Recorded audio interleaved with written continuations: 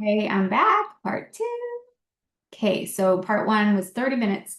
There was lots of info in there. I covered parasite cleanses. I covered a bit about iodine and the cofactors, how much to take, how to start it. A little bit about sardines, a little bit about fasting. And so that's what I covered on those. Okay.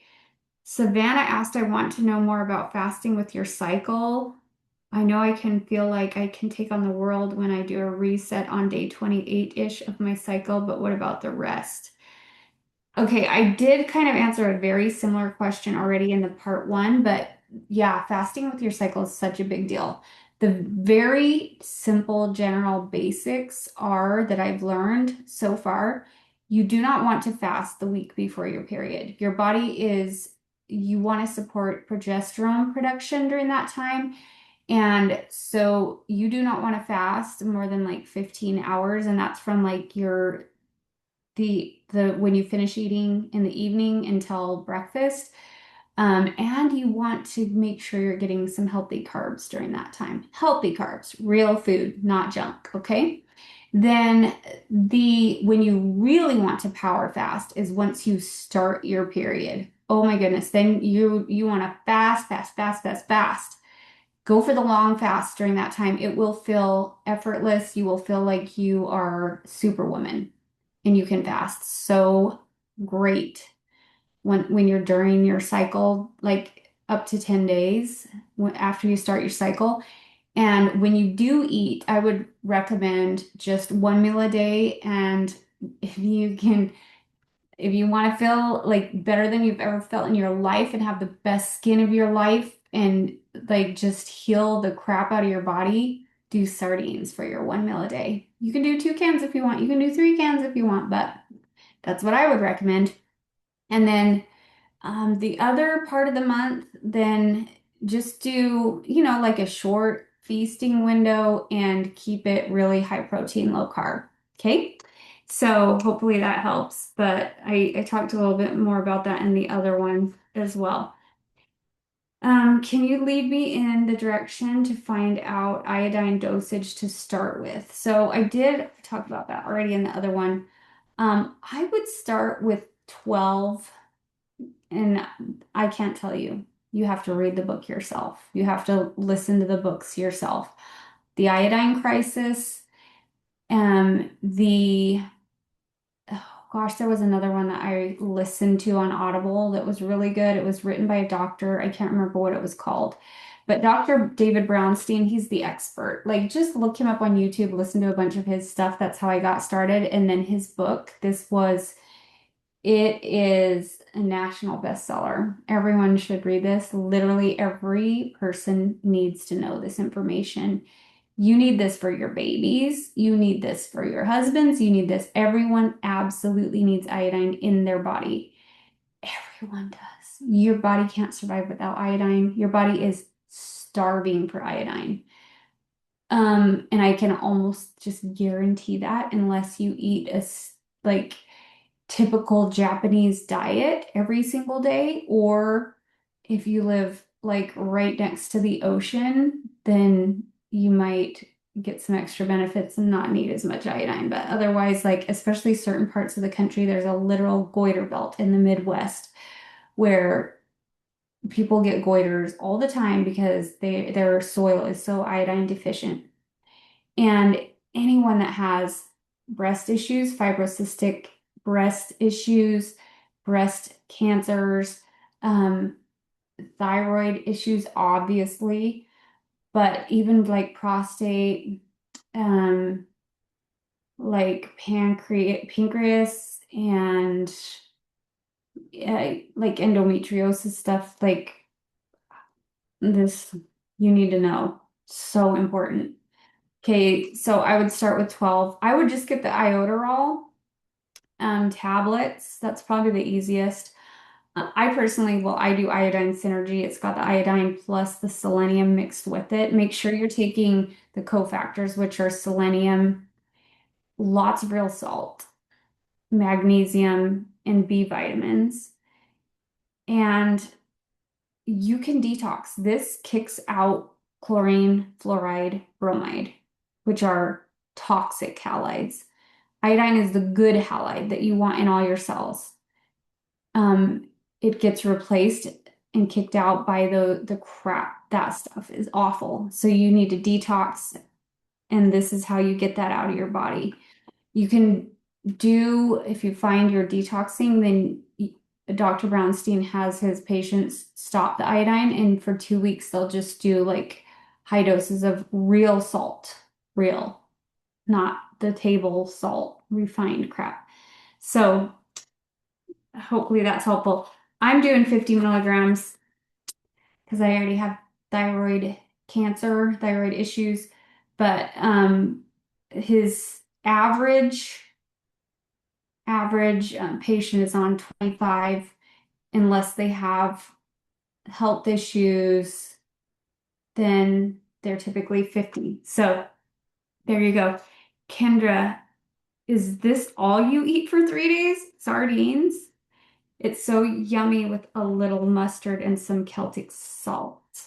Yes, I did 2 whole weeks where I ate nothing but sardines, and I've never felt better in my life. I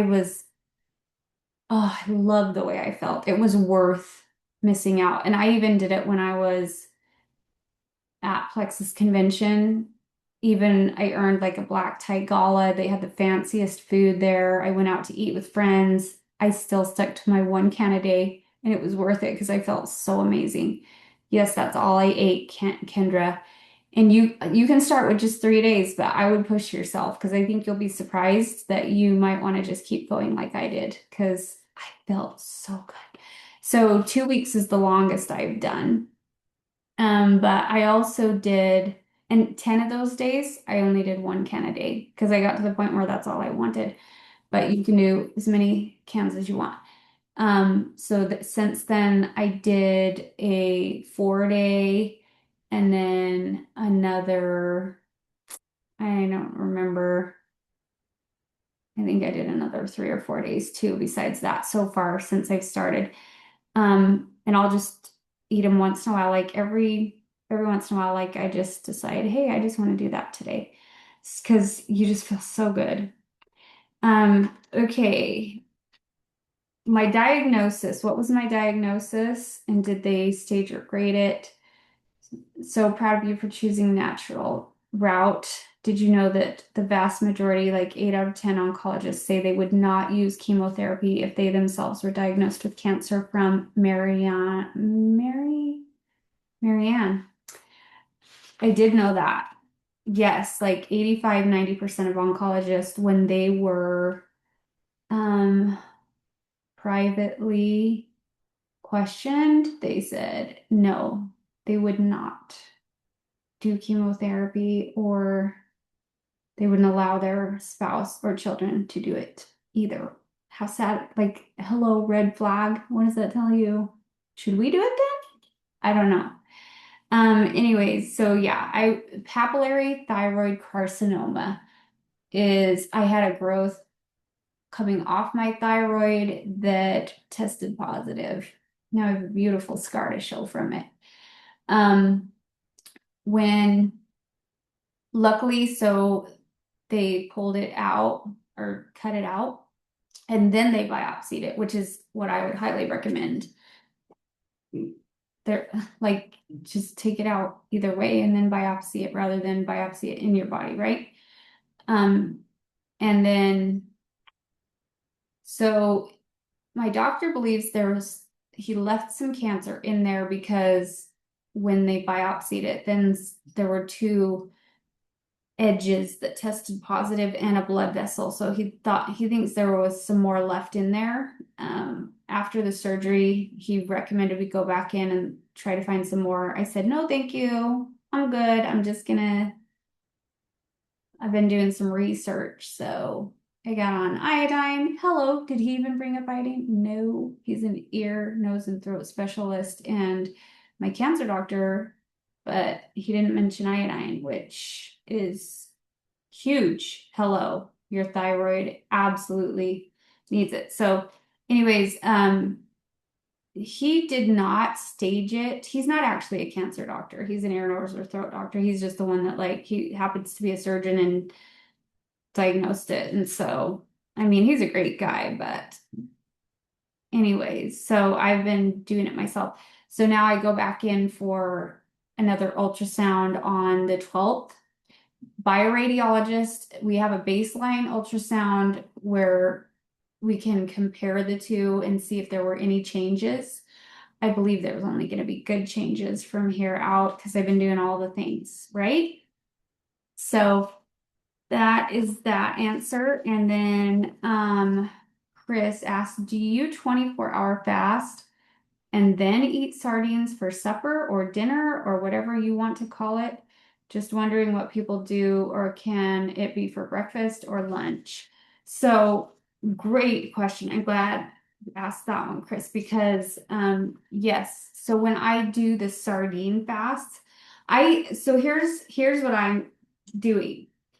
Now that I know better, absolutely read this book. Every woman on the planet, read this book, listen to this book, read it, underline it, all the good things. So when I start my period, I'm gonna do a long fast, prolonged fasting to get me into that autophagy, the deep healing phase where the body heals, where it eats all the disease cells and it heals itself. Absolutely amazing. It's so incredible. Um, and then when I break my fast, they say you should break it with bone broth. And that's a good idea. But I usually and I do all my Plexus products, by the way, my Plexus drinks and my supplements. Yeah, I do all of that every day. When I'm doing my long fast and all that, yeah, I still drink my Plexus Hydrate and Active and Slim and Restore. So I'm still having amazing results. So I don't think you can argue that it's not working. So anyways, so yeah, I'm gonna do like a long fast. This month I did a 40-hour fast. I probably would have done longer, but my son and daughter-in-law were in town, and so we had company here and we were going out and stuff. And so I was like, okay. So I did break it with sardines that day and did sardines only. The next day I didn't fast as long. I didn't do like 24 hours fast while they were here. But I did, I think, a couple of days. But anyways, so that's what my plan is like when I start my period, really long fast. Even I would have liked to do a 72-hour fast if I didn't have company. I shouldn't use that as an excuse, but I want to do that next time or longer. And then you'd be surprised how good your body gets at fasting the more you practice it, by the way. It like starts to enjoy it and it gets really easy, especially if I mean, I don't have kids at home, so I don't have to make meals. I still cook for my husband sometimes. But I mean, when he works 3 nights, but the other days he like does the cooking, so it's easy. Anyways, yeah, so then when I do break those fasts and I do just the one meal a day, then I will do like probably just sardines for at least the first 3 days, maybe longer. We'll see. Depends on kind of what I have going on in life with people around me and stuff. And then for that second phase, so first 10 days, I want to be like long fasts and only one meal a day. The second phase is like just mostly like a keto diet and one meal a day-ish. But maybe like a long meal or like a really short feasting window. And then the week before the period, then I like stop fasting and I give myself a little more um, like healthy carbs during that time. So that's how it works. Better, so if you're gonna skip a meal, skip dinner. Don't skip breakfast. You do so much better putting your macros in early in the day.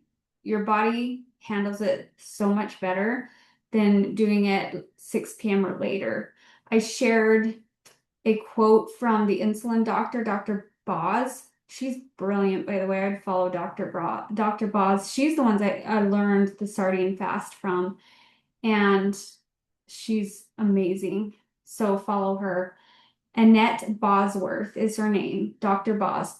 So, where was I going? Oh, yeah. So she says, like, one bite of food before noon is let's see. I'm sorry, I got that backwards.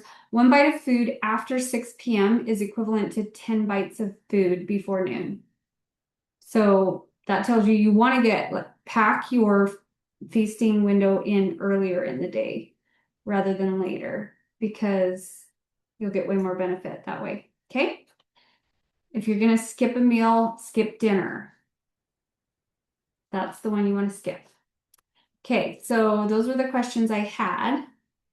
And so thanks for listening. Let me know if you have any more. You guys are amazing.